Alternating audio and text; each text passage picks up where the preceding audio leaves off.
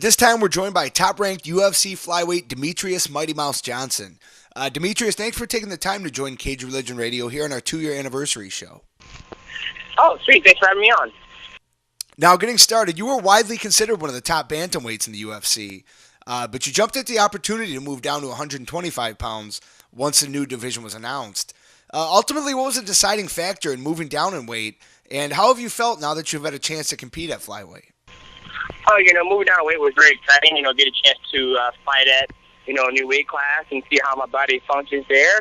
And, it worked out pretty good. I thought I did pretty well. I got to make a little minor adjustments to my diet so I don't, I can keep on, pushing hard through the fight. And yeah, everything I think went well, and I'm excited for the next fight.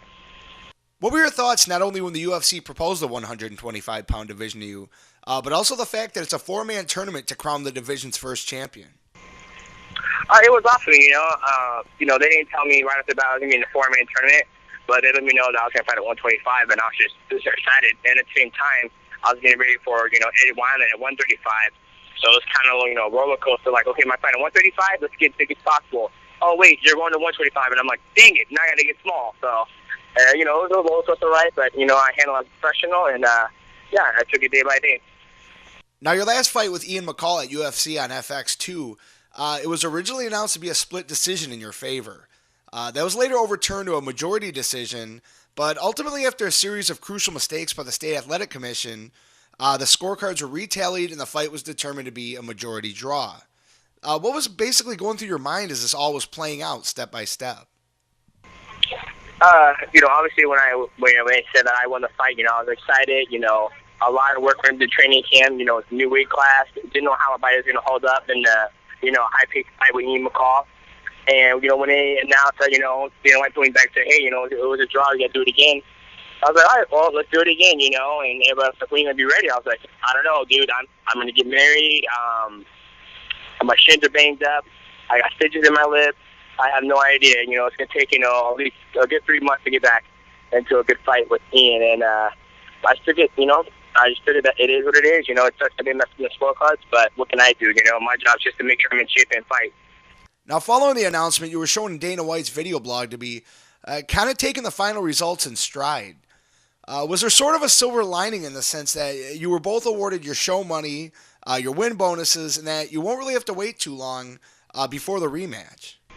Yeah, it's awesome. I was happy that Dana White gave us, a win and show bonus. Dana White's really cool about that. When guys feel that a guy got robbed in a fight, he'll pay them, their win bonus and show, which is very, awesome to Dana White. And it was nice that we got fight at night too. And like you said, we get to have a quick turnaround to go to the next fight, which is in June 8th. So I'm looking forward to it.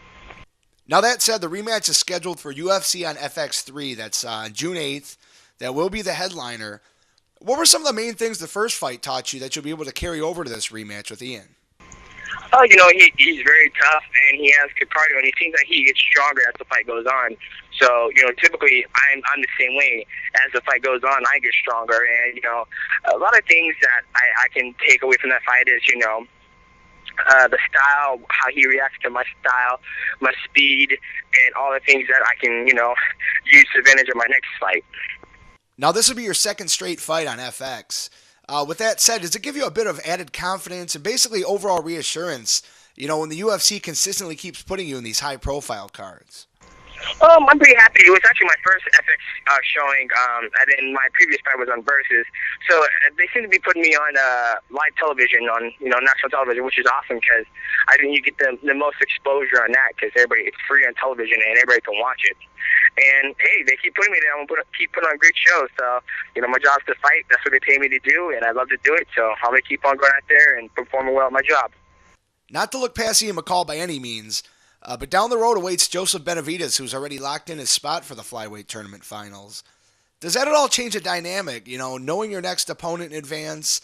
And is it safe to say that 2012 could turn out to be one of the toughest years of your career, potentially facing two of the top flyweights in the world just in a matter of months? Absolutely. I think every fight in my career is the toughest fight. And, if I do get past Ian McCall, I got Joseph Benavidez waiting there for me to see who's going to claim that first gold on the UFC Flyweight. And it's not going to change anything. You know, I got a big task ahead of me again against Ian McCall, and I'm going to focus 110% on him, work on the things I need to get better at, getting off my back, my wrestling, my striking, just overall everything, my submission game. Now, changing gears a bit, wrapping up here, I know you're a big video game guy yourself. In fact, you're sponsored by Xbox, which is something we don't really see too often in MMA. That said, you're featured in the new UFC Undisputed 3 game.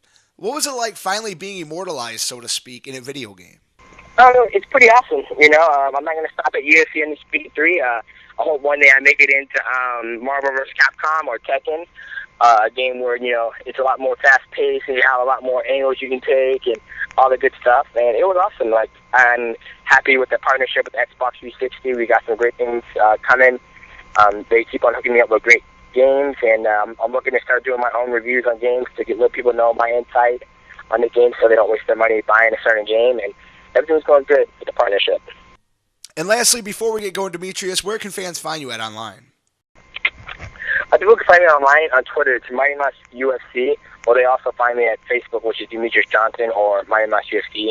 And my gamer tag on Xbox 360 is Mighty Mouse UFC.